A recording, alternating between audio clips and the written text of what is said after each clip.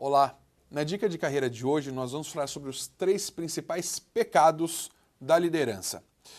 Em geral, a pessoa que assume uma posição de liderança, ela começa a ficar um pouco ludibriada, ela começa a ficar um pouco envaidecida com o título e acaba perdendo um pouco o rumo. Um dos principais pecados que ela comete, o primeiro deles, é não ser ensinável. Às vezes essas pessoas tecnicamente conhecem muito daquilo que faz. Então elas não pedem mais opinião, ela não permite com que a equipe agregue. Simplesmente tudo aquilo que ela diz, ela se blinda para aquilo e ela simplesmente fala, olha, nós vamos fazer isso e acabou. O resultado é que as pessoas acabam não agregando e o resultado também não sai. O outro pecado, o outro crime é que essas pessoas, elas em geral, elas repassam toda a pressão que elas recebem naquela função para a equipe. Então ela vai numa reunião com a gestora dela, com o chefe dela, e aí acontecem várias coisas, tem a pressão, a empresa quer entregar resultados, a hora que esse líder sai, ele chama a equipe e repassa toda aquela pressão.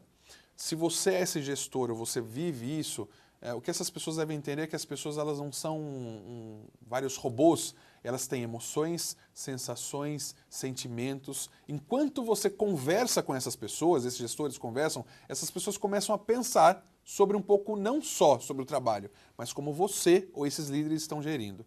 E a última questão é, comunique-se corretamente.